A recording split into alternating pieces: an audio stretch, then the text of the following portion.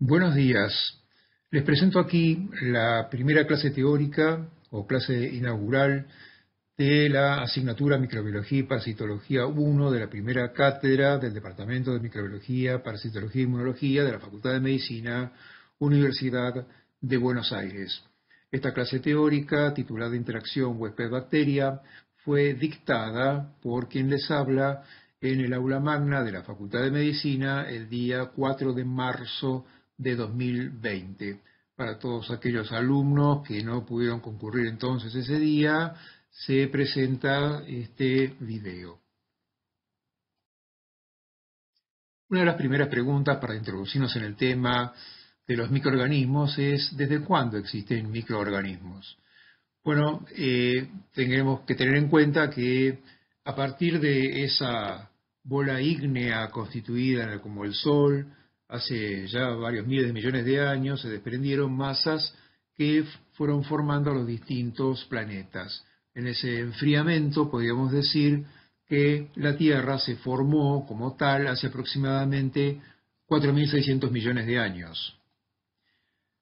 La aparición de la vida requirió algo en particular, que es la presencia de agua en estado líquido. Y eso ocurrió hace aproximadamente 4.000 millones de años, de tal manera que se estima que la aparición de la primera forma de vida sobre la Tierra ocurrió hace 3.600 millones de años.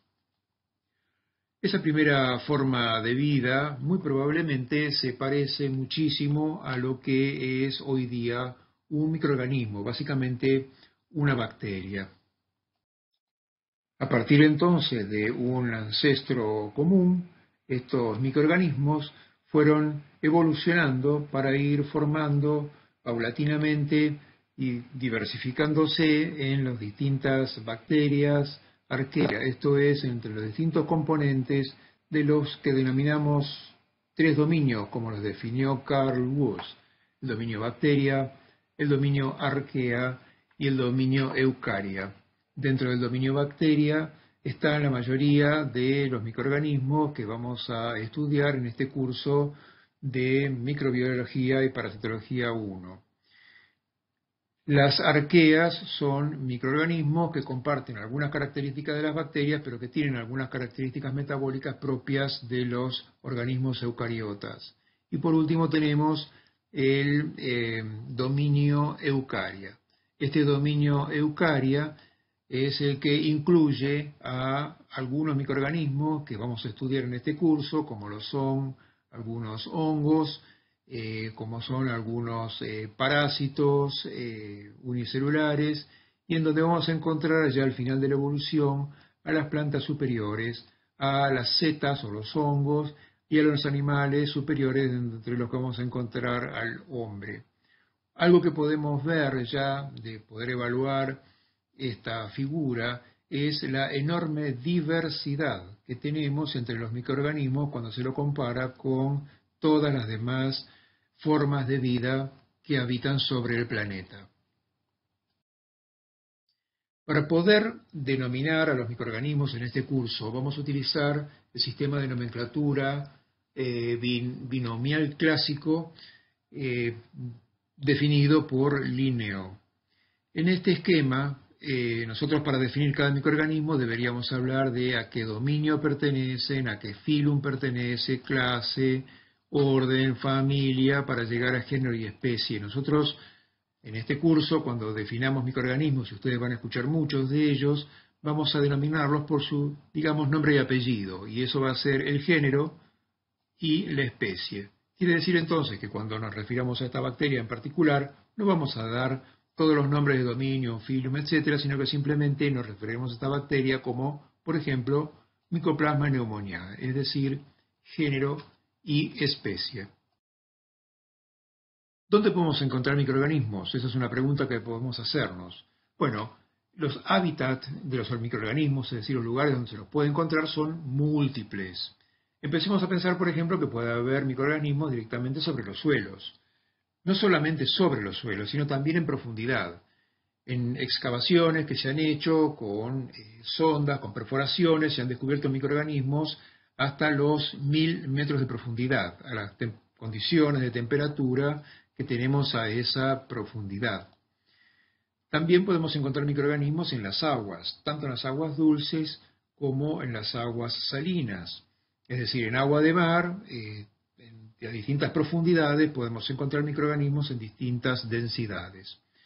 Los microorganismos se van a encontrar en aguas, independientemente de su temperatura, tanto altas como bajas temperaturas, pudiendo haber, por ejemplo, microorganismos que pueden vivir casi cercano a la temperatura de ebullición del agua, en donde, por ejemplo, tenemos agua de géiseres. De esta manera también podemos hablar de aguas de superficie, como la superficie marina o en la profundidad marina. También podemos tener microorganismos en suspensión. En ciertas oportunidades, partículas a las cuales se adhieren microorganismos o directamente los microorganismos de suspensión pueden ser encontrados también en el aire. Los microorganismos pueden estar asociados a plantas. En particular, esta asociación no tiene por qué ser nociva, sino que también puede ser beneficiosa, pero ya la vamos a ver un poquito más adelante. Y por último también tenemos que decir que los microorganismos pueden estar asociados a los animales. Y cuando hablamos de animales y de mamíferos también tenemos que hablar de que los microorganismos pueden estar asociados al hombre. Otra pregunta que podemos hacernos es ¿qué cantidad de microorganismos tenemos sobre la Tierra? En principio uno tendería a pensar de que la cantidad de microorganismos que existen sobre la faz de la Tierra son muy pocos. Claro, son tan pequeños, ¿no es cierto? Sin embargo, si uno pudiera poner en una hipotética balanza universal, por un lado, todos los seres vivientes, tanto los animales como las plantas que conocemos, y en otro platillo, todos los microorganismos, virus, hongos, parásitos, etcétera, que se conocen, veríamos que la masa de microorganismos supera a la masa de todo el resto de los seres vivientes y plantas. Cuando uno piensa en los microorganismos, la primera tendencia es a pensar que los microorganismos son nocivos para el hombre.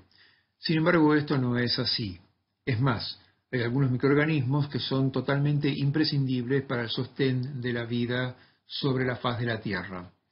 Un ejemplo que les puedo dar es el de aquellos microorganismos que están asociados a las raíces de las plantas, formando lo que se denomina la micorriza. Esta presencia de micorriza es la que permite la fijación del nitrógeno y de no existir estos microorganismos no podrían existir las plantas como las conocemos hoy día. Al mismo tiempo existen microorganismos que son capaces sobre la superficie y en la pequeña profundidad en la Tierra de descomponer la materia orgánica, es decir, descomposición de macromoléculas de origen vegetal o animal para formar moléculas simples, inorgánicas, que son recaptadas por vegetales y así permiten el reciclamiento de los nutrientes. De esta manera, al permanecer en el suelo, estos microorganismos mantienen el equilibrio de múltiples ecosistemas. El hombre, en su ingeniosidad, ha utilizado los microorganismos para distintas aplicaciones. Valga mencionar la industria de la fermentación. Cuando hablamos de fermentación, tenemos la fermentación de la leche para la producción de yogur o de quesos, la fermentación de la uva para producir vinos, del lúpulo, etcétera, para producir cervezas y distintas semillas para todas las bebidas alcohólicas que se conocen. Uno también puede fermentar granos como el grano de maíz para la producción de biocombustibles. Otra aplicación que se le puede dar es hacer, mediante técnicas biotecnológicas, que los microorganismos sinteticen moléculas simples para aplicación en farmacología humana, es decir, síntesis de moléculas complejas, hormonas, etc. También es posible utilizar a los microorganismos para realizar lo que se denomina bioremediación. Básicamente la bioremediación implica la utilización de microorganismos para el tratamiento de suelos y plagas. Les doy un ejemplo. Hay microorganismos, por ejemplo, que son capaces, bacterias, que son capaces de fijar radium, es decir, este metal radioactivo. Y de esta manera, cuando se producen fugas de material radioactivo, es posible recaptarlas a través de estas bacterias que pueden ser después fácilmente extraíbles y separadas del suelo. También pueden utilizarse microorganismos que serían patógenos, o sea, se pueden construir microorganismos por ingeniería genética que infectarían de esta manera plagas que afectan, por ejemplo, a los cultivos para poder eliminarlas selectivamente. Por otro lado, es cierto, así como los microorganismos pueden causar muchos beneficios, también pueden causar mucho daño. Les doy algunos ejemplos. Por un lado, por ejemplo, se sabe que los microorganismos pueden producir daños a distintos materiales que incluyen los metales. Por ejemplo, la biocorrosión. Existen bacterias, por ejemplo, que pueden utilizar como fuente de carbono el queroseno que se usa como combustible en las aeronaves jet, por ejemplo, y entonces de esa manera las bacterias pueden formar biopelícula en los tanques de combustible y corroer los tanques de combustible. Por eso los tanques de combustible de los aviones tienen una vida media relativa y que depende de la biocorrosión que causan estos microorganismos. También las bacterias pueden degradar una multitud de distintos materiales orgánicos. Tenemos que hablar también del daño que pueden hacer las bacterias a las plantas, es decir, aquí hablamos de aquellos patógenos de vegetales que se utilizan en la industria alimenticia, es decir, aquellos microorganismos que afectan básicamente a los cultivos. Por otro lado también tenemos aquellos microorganismos que causan daño a animales, y acá importa aquellos que tienen interés por el daño que causan a la industria pecuaria, es decir, patógenos de animales, enfermedades que afectan, por ejemplo, les doy un ejemplo, a las vacas, el caso de la fiebre aftosa, ¿no es cierto?, que es algo que tiene mucho interés porque un país que puede tener, como tenía el nuestro en una época, ser libre de aftosa sin vacunación, eso hacía que las carnes tuvieran un valor muy alto, situación que es difícil sostener hoy en día. Y por último, tenemos que decir que los microorganismos obviamente le pueden causar daño al hombre, es decir, aquí englobamos a todos los patógenos humanos que van a ser objeto de estudio en este presente curso de microbiología y parasitología. Así entonces, definamos algunos términos. ¿Qué es la microbiología? Es el estudio de aquellos microorganismos que por su pequeño tamaño no pueden ser observados a simple vista y necesariamente deben ser observados con la ayuda del microscopio. La microbiología no solo implica el tamaño de los microorganismos, sino la suma de toda una serie de metodologías y técnicas para poder estudiar y manipular a estos microorganismos. La microbiología tiene tres orientaciones que ustedes van a ver a lo largo de nuestro curso, que es la bacteriología, que estudia las bacterias, la micología, que estudia los hongos, y la virología, que estudia a los virus. Dentro de cada una de estas orientaciones podemos tener subespecialidades. De esta manera, cuando uno estudia bacteriología, uno puede tener bacteriología, por ejemplo, ambiental, agraria, de alimentos, de aguas, etc. Cada una en particular tratando y estudiando a un grupo de microorganismos de interés para esta subespecialidad. En este curso también vamos a hablar de algunos microorganismos que por su constitución no son ni bacterias, ni virus, ni hongos, sino que son seres eucariotas y que son parásitos. Acá estamos hablando básicamente de algunos parásitos unicelulares que son microscópicos. Dado que la parasitología es muy amplia y abarca no solamente el estudio de microorganismos, sino también de otros macroorganismos, vamos a estudiar también en este curso a otros parásitos que pueden ser observados obviamente a simple vista. De esta manera vamos a definir cuáles son los objetivos de nuestra asignatura. En principio, nosotros a través de este curso vamos a poder definir para ustedes las distintas especies de microorganismos y parásitos que causan enfermedad al ser humano y básicamente en la República Argentina. No vamos a hacer hincapié en aquellos patógenos que no causan enfermedad en nuestro suelo. Vamos a tratar de reconocer cuáles son los principales mecanismos a través de los cuales estos microorganismos son capaces de acceder al hombre, infectarlo y causar la enfermedad. Y al mismo tiempo, para que ustedes entiendan el por qué estamos estudiando esto, le vamos a dar la importancia y las bases de por qué estamos estudiando microbiología y parasitología médica, es decir, algunos datos de la epidemiología que permiten entender por qué se estudia a un determinado patógeno.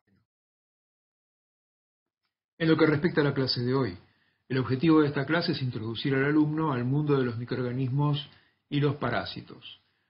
Por lo que a esta clase concierne, todo lo que hemos hablado hasta este momento básicamente es una introducción a este mundo de los microorganismos. Vamos a tratar de definir a lo largo de esta clase de qué manera los microorganismos llegan hasta el hombre e interaccionan con él.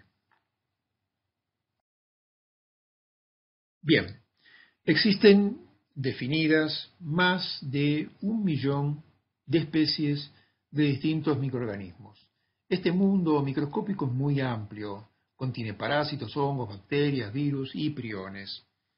De todos estos millones o cantidad de microorganismos, uno empieza a entrar en esta suerte de embudo y se va a dar cuenta que muchas son especies putativas, es decir, se cree que existen pero no están completamente definidas. Día a día se van definiendo nuevos genomas, nuevas especies, y entonces este número es creciente. Hoy estamos hablando de aproximadamente 6.000 especies, pero este número va creciendo. Lo que tenemos que decir es que de todas estas especies, solo una pequeña proporción de ellas interacciona con el hombre. Por definición, cuando hablamos de la bacteria, con quién va a interaccionar, vamos a definir a ese objeto con el cual el hombre interacciona, vamos a denominar el huésped. Básicamente nos interesa en este curso el huésped humano, ¿no es cierto? Sinónimo de esta palabra la van a encontrar como hospedero o como hospedador en la bibliografía. Por una cuestión, yo les diría, de antigüedad en la definición, van a escuchar muchas más veces la palabra huésped, aunque en los libros modernos van a escuchar más la palabra hospedero.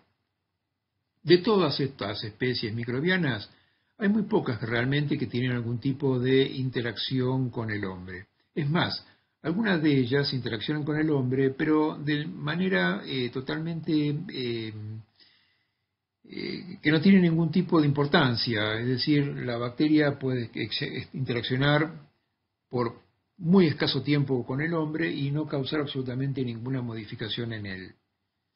Pero a medida que vamos llegando a estas bases de este triángulo invertido, vamos a encontrar que hay un número muy pequeño de bacterias que son las que realmente importan porque son las que le causan la enfermedad al hombre. Este número es mínimo, son 100, 150 especies de microorganismos que se asocian a enfermedad humana, pero que justifican el estudio de esta asignatura y que van a causar, digamos, muchas de las consultas en la medicina de todos los días. Algunas de estas especies, y eso lo vamos a ver hacia el final de la clase, van a tener una interacción muy particular con el hombre porque van a ingresar a él, se van a ocupar distintos espacios de las mucosas del hombre y van a conformar lo que denominamos la microbiota normal en una relación de comensalismo. En este momento vamos a hablar de un algoritmo que les pido que utilicen en el futuro para toda vez que ustedes tengan que evaluar la interacción entre el huésped, y en este caso es el hombre, el microorganismo en cuestión, para causar qué enfermedad. Ahora vamos a ver ejemplos y se van a dar cuenta por qué. En principio, el microorganismo tiene que encontrarse con el hombre. Es decir, el hombre puede estar en un sitio, el microorganismo en el otro, pero tiene que haber un encuentro, tiene que haber una proximidad entre el microorganismo y el hombre. Posteriormente, el microorganismo debe ingresar al individuo.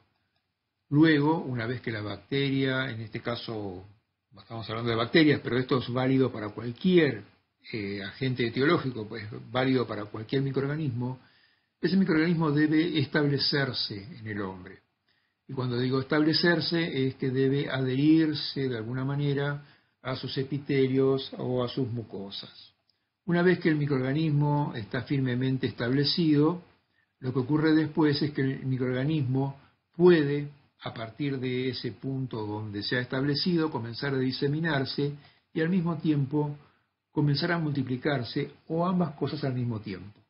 Es decir, la bacteria se establece, pero inmediatamente puede multiplicarse y diseminarse o multiplicarse en ese mismo sitio. A posteriori, lo que va a ocurrir después es la etapa de daño. Cuando uno habla de daño, lo que está hablando es, en el caso nuestro, es de enfermedad. No necesariamente daño se tiene que entender como daño de tejido, sino más que nada como enfermedad. Aquí es daño como concepto. El microorganismo va a tratar de defenderse, porque así como el huésped rápidamente va a tratar de montar algún tipo de respuesta para prevenir que el microorganismo se multiplique, la bacteria, en este caso estamos hablando de bacterias, pero bueno, vale para cualquier microorganismo, va a tratar de esgrimir algún tipo de mecanismo de evasión, va a tratar de evadir las defensas del huésped. Luego, a continuación de la etapa de daño, si esto llega a producirse, se va a producir un desenlace. Y en este desenlace es donde uno puede actuar, es decir, el médico puede, frente al diagnóstico, es decir, frente a la enfermedad consumada que se presenta en el individuo, puede torcer este desenlace para que sea favorable para el hombre. Vamos a ver una serie de definiciones que son pertinentes ahora y que les van a servir para todo este curso, para todo lo que es microbiología 2, que es la asignatura que prosigue a esta, y para, yo les diría, para el ejercicio de su carrera. Hay varias definiciones que quiero darles en este momento. Por un lado vamos a hablar de algo que tiene que ver con los microorganismos. Existen microorganismos que vamos a denominar ubicuos. ¿Qué significa ubicuo? Que está en todas partes, es decir, a cualquier sitio que ustedes vayan pueden encontrarse con este microorganismo. Estamos hablando obviamente de la etapa de encuentro. Existen otros microorganismos que no son ubicuos, sino que se encuentran en una determinada región, por algún motivo que puede ser con el hábitat que tiene ese microorganismo o el reservorio que tiene, ahora lo veremos, son microorganismos que no van a encontrar ustedes en todo el planeta, sino van a estar solamente en una región, en una zona, a la que vamos a denominar zona endémica. Esto va a definir también aquellas enfermedades que son endémicas, eso es decir, que un microorganismo está en una región y que solamente ustedes van a encontrar la enfermedad en esa región. De esta manera, los microorganismos se tienen que, por sus características, adaptar a un determinado nicho ecológico, que tiene que ver con factores que tienen que ver con temperatura, presencia, como les digo, de algún reservorio animal, etc. De aquí surge entonces el otro concepto, porque yo les vengo hablando de la palabra reservorio, pero ¿qué significa reservorio? Bueno, el reservorio es aquel sitio donde ustedes se encuentran al microorganismo. Estos reservorios pueden ser ambientales, es decir, pueden ser, por ejemplo, aguas, puede ser zoonótico, es decir, el reservorio puede ser un animal, como causa, o sea, a medida que vamos avanzando con el curso, ustedes van a ir a ver, especialmente en las clases teóricas, van a ir escuchando los distintos microorganismos y sus reservorios, cuáles son. Algunos, como les digo, tienen su reservorio zoonótico, porque el reservorio es un animal. Y hay otras que son de reservorio humano, es decir, bacterias que solamente ustedes las van a encontrar en el humano enfermo. En muchos casos, el encuentro entre el microorganismo y el huésped se produce en forma directa, pero en otros casos requiere la participación de un vector. Este vector puede ser biológico o puede ser mecánico. En el caso del vector biológico, ¿por qué se denomina vector biológico? Porque el microorganismo, de alguna manera, ingresa a, por ejemplo, un insecto y cumple una parte de su ciclo biológico dentro de este insecto. De esta manera, si ese microorganismo no pudiera cumplir con ese ciclo, esa parte del ciclo biológico en el insecto, no podría completar su ciclo y por lo tanto no podría infectar al hombre. Ejemplos de esto es la vinchuca, por ejemplo, que es un insecto hematófago que pica al hombre, incorpora sangre, y cuando pica a un individuo enfermo es capaz de permitir al parásito, que en este caso es Trypanosoma cruzi, que complete su sitio biológico dentro de su tubo digestivo. De otra manera también existen otros vectores biológicos como los mosquitos, caso de el mosquito Aedes aegypti, que en este momento lo tenemos en los diarios casi presente casi todos los días con el tema de dengue que sufrimos en la República Argentina y también ahora en la ciudad de Buenos Aires. Otros vectores son mecánicos, es decir, el ejemplo, la función que cumplen es solamente mecánica. Tenemos vectores inanimados, mecánicos inanimados, los cuales vamos a denominar fomite. Un fomite básicamente es un objeto inanimado que puede ser un utensilio de cocina, un chupete, material quirúrgico, etcétera, que se pone primero en contacto con el individuo enfermo o portador y que después se pone en contacto con el individuo sano y le transmite el microorganismo. Esto es fácil de entender. Y por otro lado están los vectores que son mecánicos, pero que son animados. Para el caso les nombro dos, por ejemplo las cucarachas o las moscas. Una mosca, por ejemplo, puede posarse sobre materias fecales, por ejemplo, y después volar y depositarse, posarse sobre un alimento. Y de esa manera, por efecto mecánico, arrastra en sus patas al microorganismo que va a depositar sobre el alimento. Pero fíjense que acá ese microorganismo no está cumpliendo ninguna parte de su ciclo biológico y bien podría ser, o sea, no es necesario que exista una mosca para que se transmita ese microorganismo, sino que es uno de los tantos posibles modos en que el microorganismo puede pasar desde su reservorio a un alimento para así después contaminarlo. Ese efecto es mecánico y como el vector es un insecto en este caso, bueno, es un vector animado. Para que un microorganismo pueda sobrevivir en un reservorio dado y para que pueda trasladarse a través de un vector a un huésped, debe tener ciertas características propias que lo definen como tal.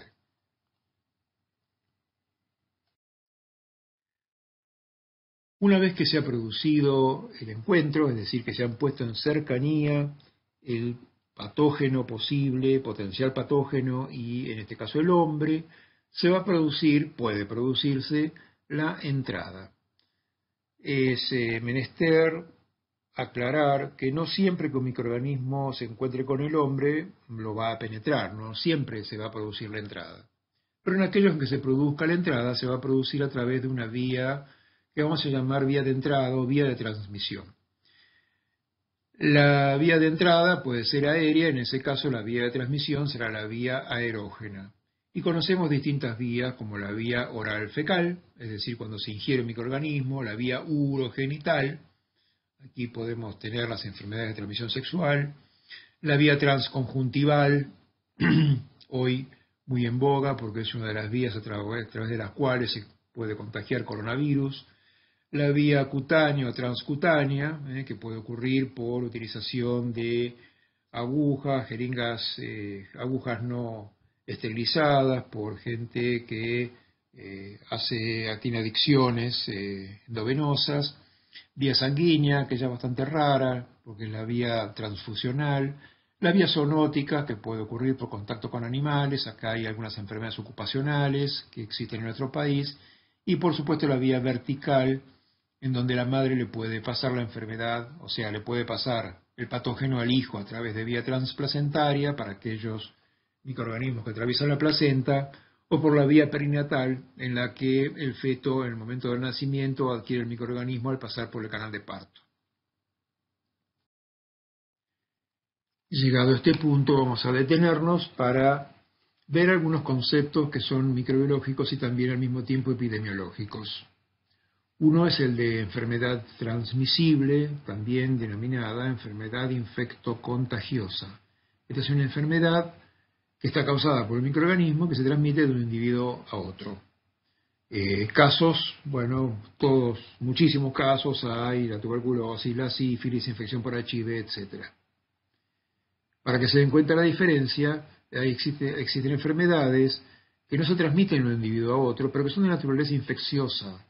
Por ejemplo, un individuo sufre un trauma, por ejemplo, una lesión causada por un elemento cortante, un cuchillo, tiene perforación de colon y tiene pasaje de contenido intestinal al peritoneo. Ese individuo puede hacer una infección, que es una peritonitis, pero ese individuo no le va a transmitir la peritonitis a otro. Sin embargo, la infección está causada por microorganismos, es decir, es una enfermedad infecciosa, pero que no es transmisible.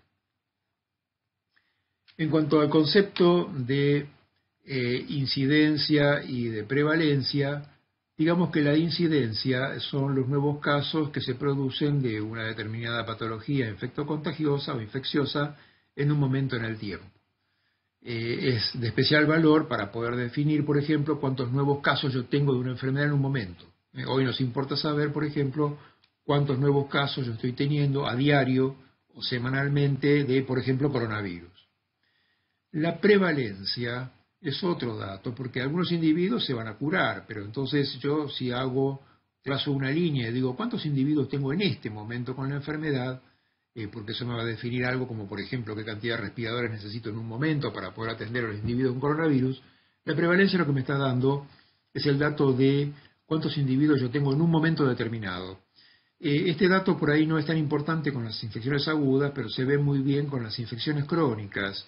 Porque, por ejemplo, si ustedes toman una enfermedad como la lepra, que es infecciosa obviamente, una cosa es cuántos nuevos casos yo tengo de lepra cada año, y otro es qué cantidad de casos yo tengo en un momento de lepra. Y piensen que la lepra es una enfermedad de larga evolución, el individuo puede estar años con lepra.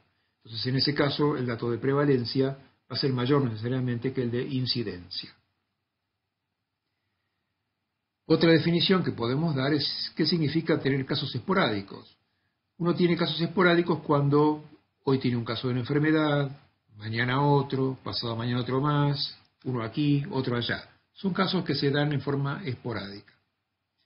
En contraposición al caso esporádico está la declaración de lo que se denomina un brote epidémico, cuando se declara una epidemia. En ese caso, la epidemia puede abarcar algo tan pequeño como puede ser una unidad de terapia intensiva, por ejemplo, en donde 6 individuos que están infectados pueden al mismo tiempo sufrir infección por un mismo microorganismo, ¿sí? Entonces, en ese caso, uno dice que ha tenido un brote epidémico y ese brote epidémico alcanza a una superficie, un volumen pequeño en el espacio. Sin embargo, puede haber enfermedades epidémicas que pueden abarcar ya territorios un poco más grandes, que puede ser una región, una ciudad, etcétera. Cuando ya la epidemia tiene magnitud mucho más grande y ya trasciende las fronteras y alcanza a muchos países, ahí es donde se declara lo que lo que definimos como pandemia o enfermedad pandémica, que es lo que nos está ocurriendo en este momento con la pandemia de coronavirus que causa la enfermedad COVID-19. Por otro lado, ya hemos definido antes aquello que se definía como enfermedad endémica, que es aquella enfermedad que va a ocurrir solamente en una región del globo porque ahí se encuentra el microorganismo, o ahí se encuentra el vector, o ahí se encuentran ambos.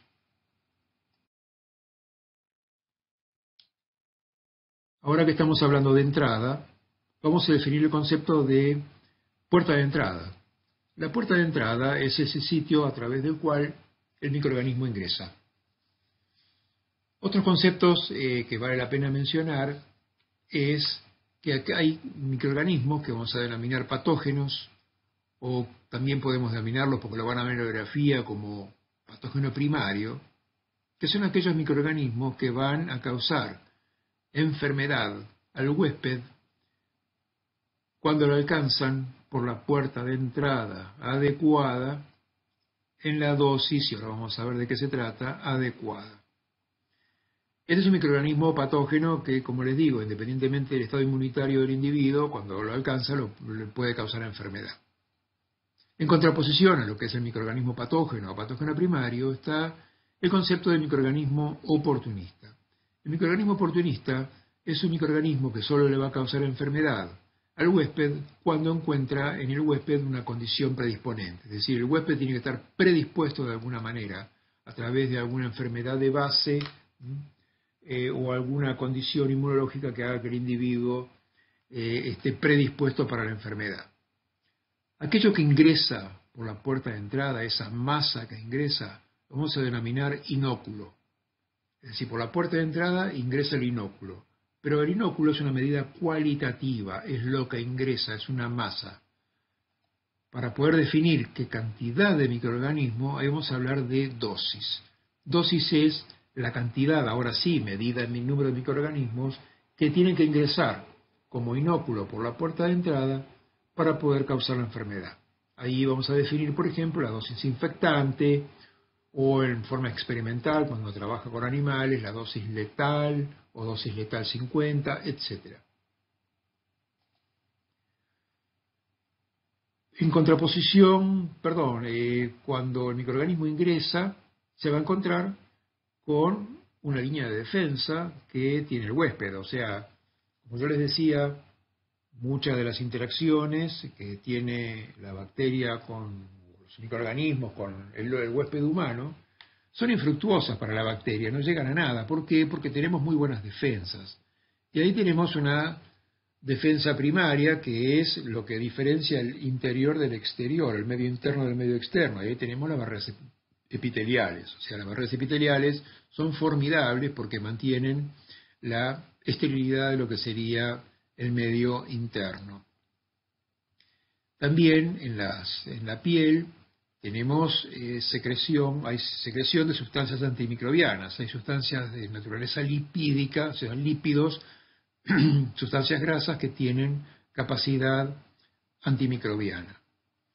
También, y esto es un capítulo muy grande de estudio de la inmunología, que es el tema de la inmunidad innata. Hay múltiples mecanismos de la inmunidad innata que se ponen en juego y a veces específicamente contra uno u otro microorganismo. Esto es objeto de estudio de la asignatura Inmunología que también dicta este departamento y en donde van a ver en profundidad todos los componentes que tiene nuestro organismo de la inmunidad innata. En cada uno de los casos vamos a ver, por ejemplo, conociendo los mecanismos de la inmunidad innata, vamos a ver cómo los microorganismos, por ejemplo, desarrollan distintos mecanismos de evasión contra la inmunidad innata. Habíamos dicho que el microorganismo ingresa y se establece. Para establecerse, una de las cosas que tiene que hacer el microorganismo básicamente es adherirse.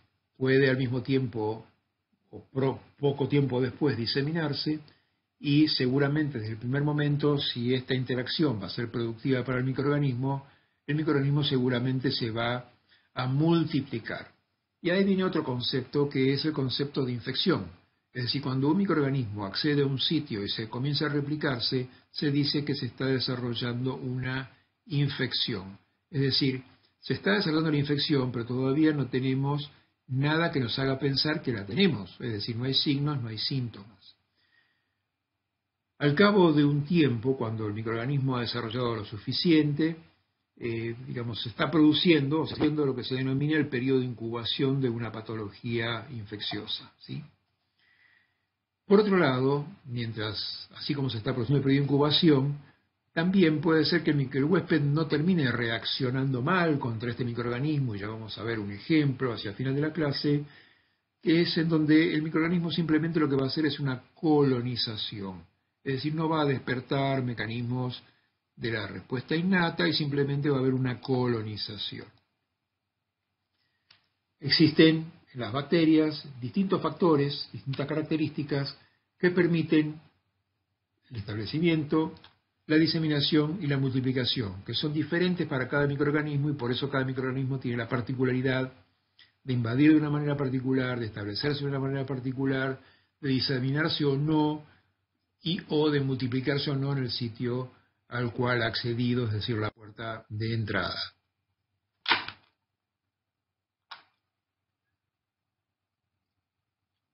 Para poder establecerse, las bacterias lo primero que tienen que hacer es adherirse a epitelios, a mucosas. Y eso lo hace a través de distintos mecanismos. Una posibilidad es a través de las adhesinas. Cada microorganismo tiene diversas adhesinas, algunas que son parte de su cuerpo bacteriano o soma bacteriano, y en otros casos las adhesinas están en los extremos de unas proyecciones que tiene el microorganismo que se denominan órganos, que se denominan fimbrias, que son órganos de adherencia. Las bacterias pueden generar secreción de productos mucopolisacarídicos que le permiten constituir lo que se denominan las biopelículas, y existen otra multiplicidad de factores y mecanismos propios algunos de cada uno de los microorganismos en estudio. Para la diseminación es importante la presencia de cápsulas, por ejemplo, que son antifagocíticas y permiten evadir la fagocitosis. Entonces, exoenzimas que pueden degradar tejido, por ejemplo, colagenasa, proteasas que son capaces de degradar la matriz de tejido conectivo y permitir que la bacteria escape y se disemine desde un sitio de infección, y otros múltiples factores y mecanismos particulares para distintos microorganismos. Y para la multiplicación es importante que la bacteria, en este caso, tenga nutrientes, y para poder tener nutrientes, estos pueden ser obtenidos, por ejemplo, a partir de la lisis de macromoléculas, y para eso necesita enzimas líticas, así que por eso hay proteasas, DNasas, lipasas, etcétera, que son las que permiten degradar macromoléculas y obtener moléculas sencillas inorgánicas que son las que va a incorporar como nutrientes. Los sideróforos son particularmente interesantes en las bacterias porque son los que le permiten a la bacteria capturar hierro. La bacteria no puede replicarse si no tiene hierro, y estos sideróforos son moléculas que le permiten a la bacteria captar hierro a partir de los reservorios que encuentra en el huésped, especialmente la ferritina, la hemoglobina, etcétera, transferrina. Otros factores también participan de la multiplicación. Hay algunos conceptos otros cuales vale la pena detenerse, y uno de ellos es el que tiene que ver con virulencia y patogenicidad. A ver si les puedo explicar este ejemplo. Los microorganismos tienen un genoma que está compuesto por una suma de genes. Algunos son genes de los que denominamos housekeeping, porque participan del metabolismo propio de la bacteria, son comunes a muchas especies, todas los tienen y le permiten a la bacteria básicamente la vida, el metabolismo. Pero hay otros genes que codifican para lo que denominamos factores de virulencia. Pueden ser adhesinas, pueden ser exoproductos, proteínas, etcétera, que cumplen una función en la virulencia, que cuando está presente le dan mayor virulencia a la bacteria. Así que entonces un factor de virulencia es un factor que cuando está presente suma capacidad de virulencia al microorganismo. En cambio, existen otros factores cuya sola presencia determina la enfermedad. Les voy a dar un ejemplo. Un ejemplo, por ejemplo, es una bacteria que se denomina Corynebacterium diphtheriae. Es el agente etiológico de una enfermedad que se denomina difteria. Si la bacteria infectante posee, que tiene la capacidad de expresar la toxina diftérica, ustedes van a tener la enfermedad. Pero si la bacteria carece de la capacidad de poder producir este factor, esta proteína, entonces la bacteria pierde completamente la capacidad de producir la enfermedad. El mismo caso podría decirles de, por ejemplo, Vibrio cholerae, agente etiológico del cólera. Cuando la bacteria produce la toxina colérica puede producir la enfermedad, como les digo, el cólera, pero si no tiene esa toxina no puede producir la enfermedad. Entonces esa única molécula, esa única proteína que es capaz de determinar la presencia de una enfermedad es lo que denominamos determinante de patogenicidad. Es decir, si a una bacteria ustedes le sustraen un factor de virulencia, es decir, puede haber una mutación natural, lo pueden realizar en el laboratorio, ustedes lo que van a ver es que la bacteria puede perder un poco de virulencia, pero no pierde su capacidad de causar enfermedad. Pero cuando ustedes inhiben la producción de un determinante de patogenicidad, esa bacteria ya no produce enfermedad. Ven ustedes entonces la diferencia entre factor de virulencia y determinante de patogenicidad. Algo para tener en cuenta es que aquellos microorganismos, hay muchos microorganismos que no tienen un determinante único.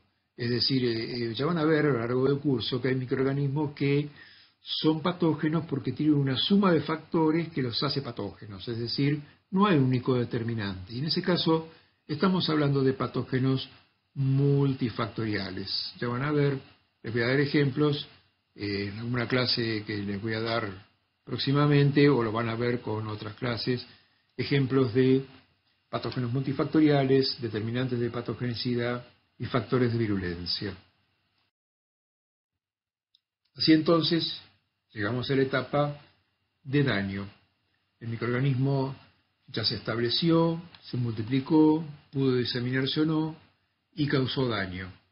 Este daño podemos entenderlo como un daño de tejido, pero podemos entenderlo, y ahora vamos a ver, como enfermedad. Este daño puede ser directamente producido por la bacteria a través de alguno de sus productos.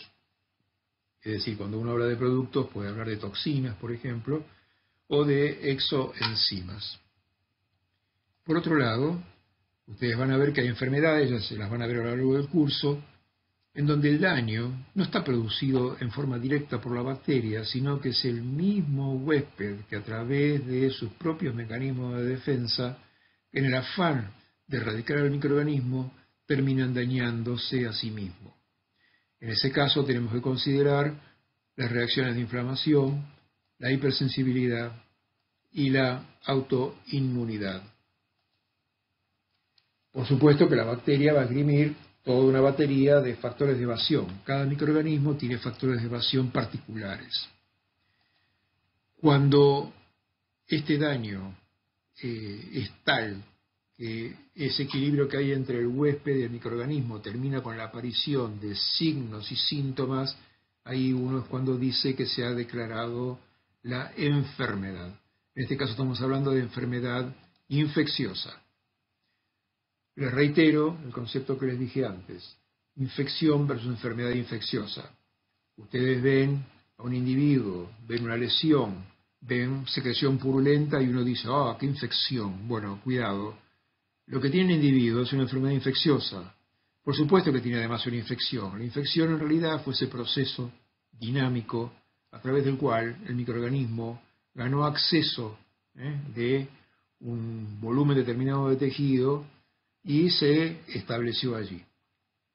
Esta infección incluye el periodo de incubación, ¿no es cierto? Sí, obviamente hubo una infección, el microorganismo ingresó a ese tejido y posteriormente, cuando aparecieron signos y síntomas, entonces sí, ahí sí apareció la enfermedad infecciosa. Llega la etapa del desenlace. El individuo llega a la consulta, está frente a ustedes y entonces el individuo les dice todo lo que siente, eso es los síntomas. Ustedes van a hacer una anamnesis del paciente, van a ver los datos epidemiológicos, van a hacer una revisación clínica, van a ver una serie de signos y entonces ustedes llegan a la posibilidad de un diagnóstico. Veamos, puede ser que el paciente tenga una patología que sea tan banal como un resfriado común, tal que el paciente no necesita prácticamente atención médica y cura espontáneamente. En ese caso estamos hablando de enfermedad autolimitada. Pero puede pasar que el individuo no tenga una enfermedad autolimitada y que requiera de la atención médica, de la intervención del médico. En ese caso, la intervención se da por la terapéutica. La terapéutica para una enfermedad infecciosa habitualmente va a incorporar la utilización de antibióticos o, caso de enfermedades producidas por los hongos, será un antimicótico, o un antiparasitario o un antiviral cuando corresponda.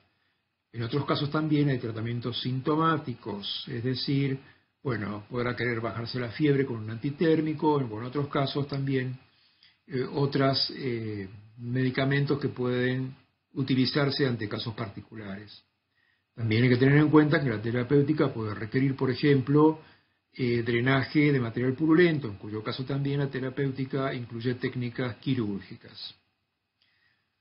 Pero puede pasar que, para desgracia de ustedes, futuros médicos, el paciente, por mucho que ustedes hagan, el paciente fallece.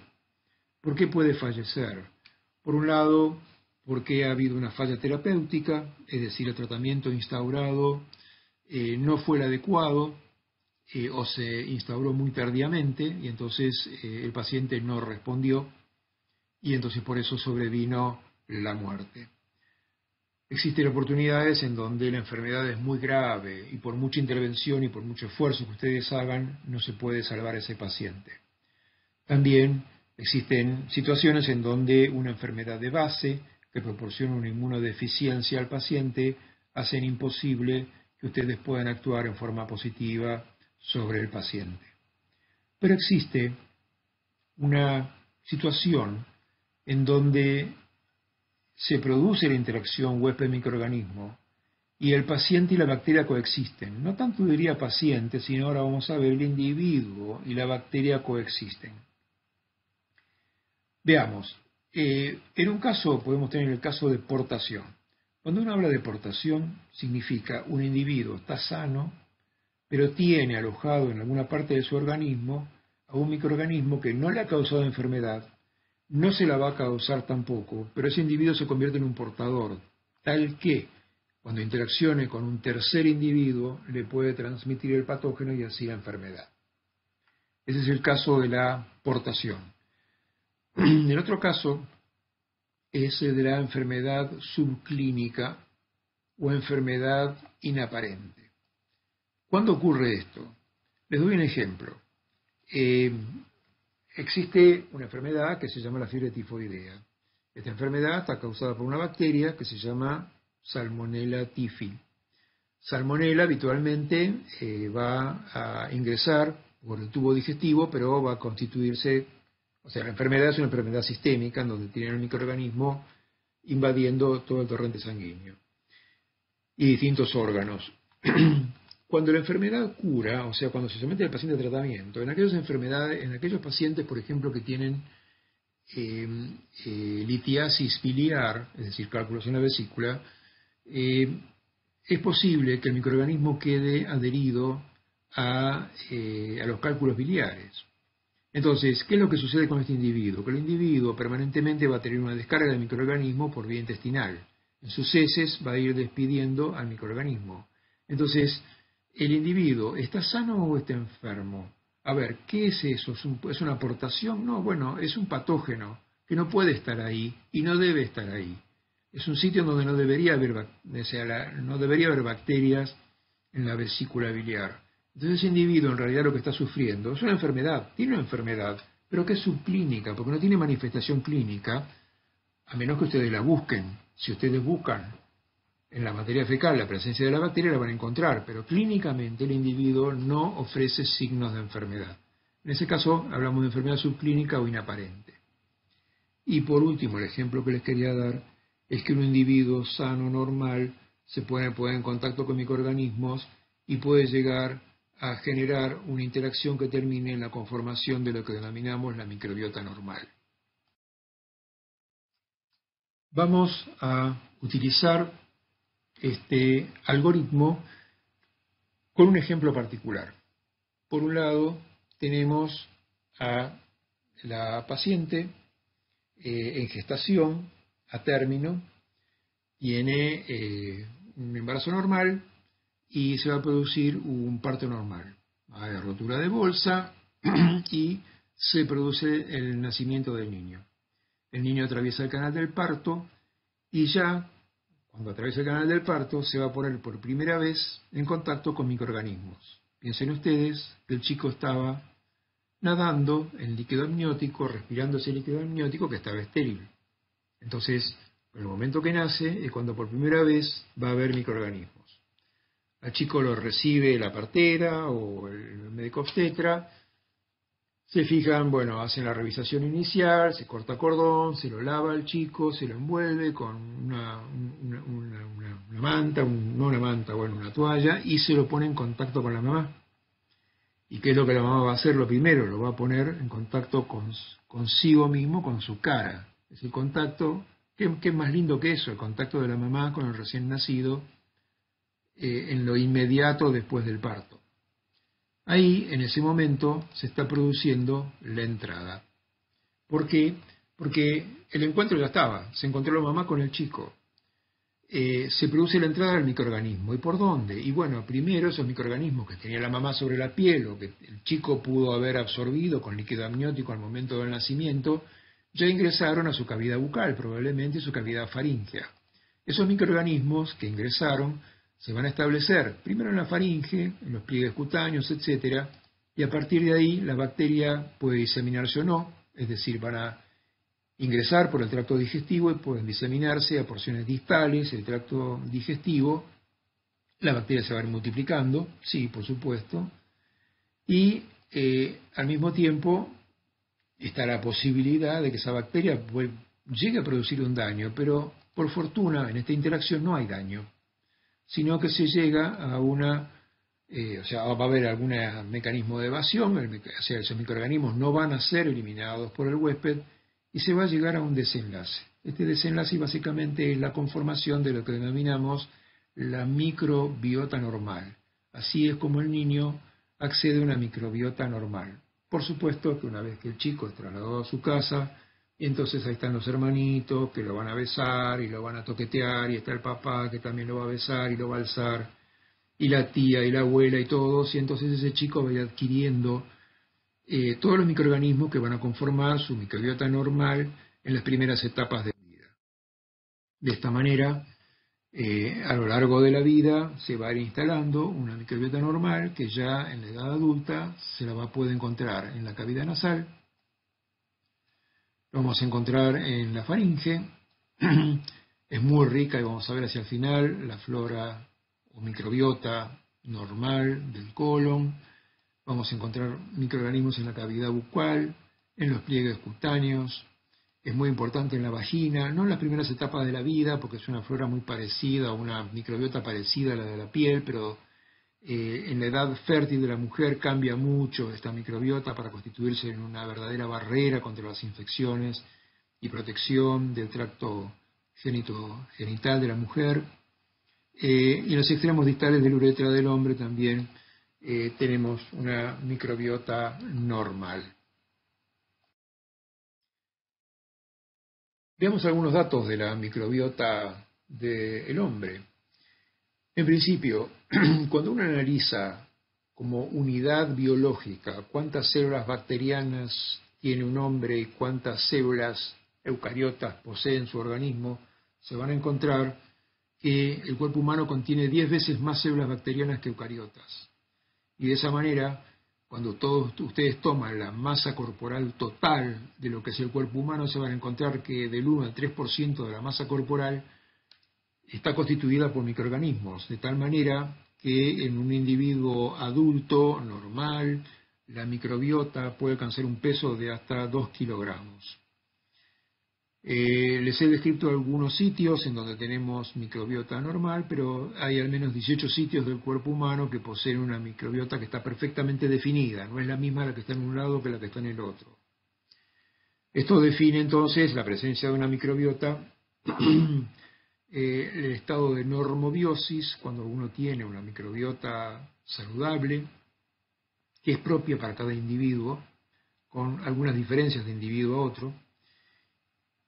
Y en contraposición tenemos lo que denominamos la microbiota alterada, que la definimos como disbiosis. Uno tiene una disbiosis cuando la microbiota que está en un determinado sitio no es la que debiera tener y eso lo hace proclive al hombre o a la mujer a tener alguna enfermedad infecciosa. La microbiota humana tiene una serie de efectos beneficiosos. Por un lado, estimula el sistema inmunológico, y eso se ve, es muy notorio. Pueden competir, de hecho lo hacen, compiten los microorganismos de la microbiota normal con bacterias patógenas por los mismos nichos ecológicos, y esto provoca lo que se denomina el efecto de exclusión. Es decir, la presencia de una microbiota es la que impide que otros microorganismos utilicen los mismos sitios de adherencia, por ejemplo, para fijarse, y así se excluye a una multitud de patógenos.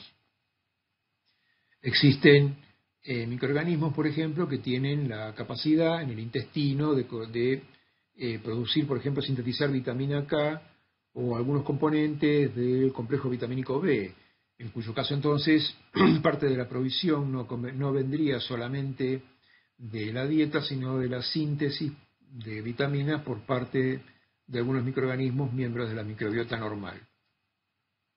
Pero así como tenemos efectos beneficiosos, también tenemos efectos no beneficiosos.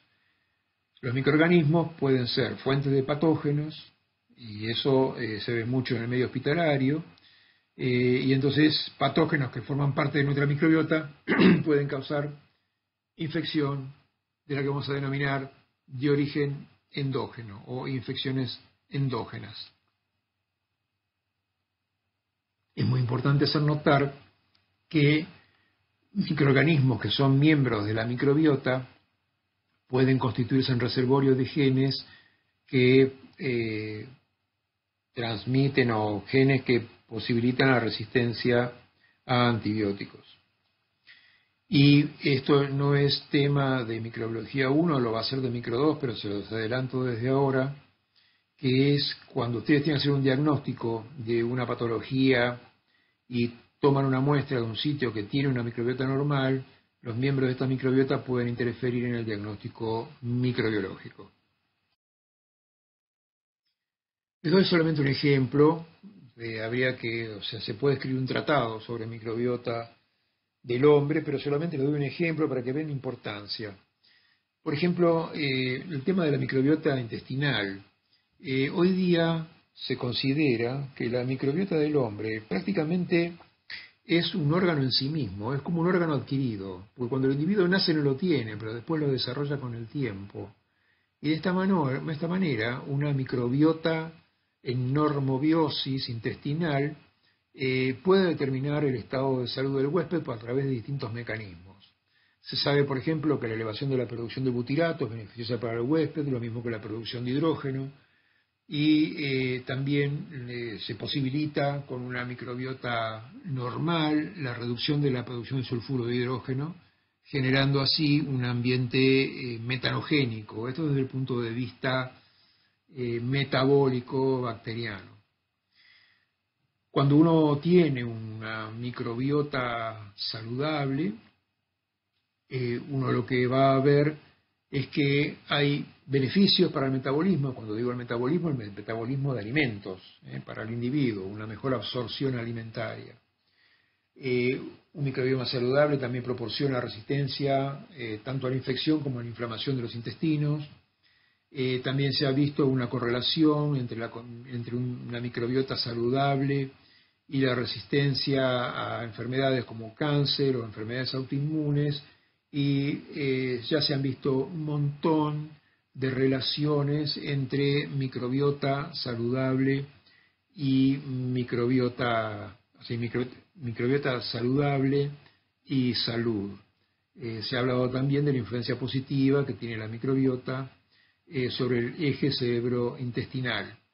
Y acá me detengo en algo. Yo les estoy hablando de microbiota y ustedes noten que acá yo también les estoy hablando de microbioma. Microbiota es el conjunto de especies microbianas que uno tiene en un momento en una región determinada, mientras que microbioma es el conjunto de genes que ustedes tienen en una región determinada, sin importar cuál es la especie que los porta. Es decir, cuando ustedes pueden, en este momento, por ejemplo, uno puede evaluar el microbioma del intestino, por ejemplo, grueso, sin saber realmente cuáles son las especies que están portando estos genes. Lo que importa es si están presentes los genes, porque los genes son los que determinan la presencia de sustancias, que son las que van a tener todo este tipo de funciones metabólicas. Aquí damos por terminada esta clase. Les dejo la bibliografía de consulta. Es suficiente con lo que les estamos brindando en la página web, como para poder entender los contenidos de esta clase, que son, por cierto, más o menos sencillos, pero si no tienen otra bibliografía que está aquí a disposición. Agradezco su atención, los saludo, hasta la próxima clase. Muchas gracias.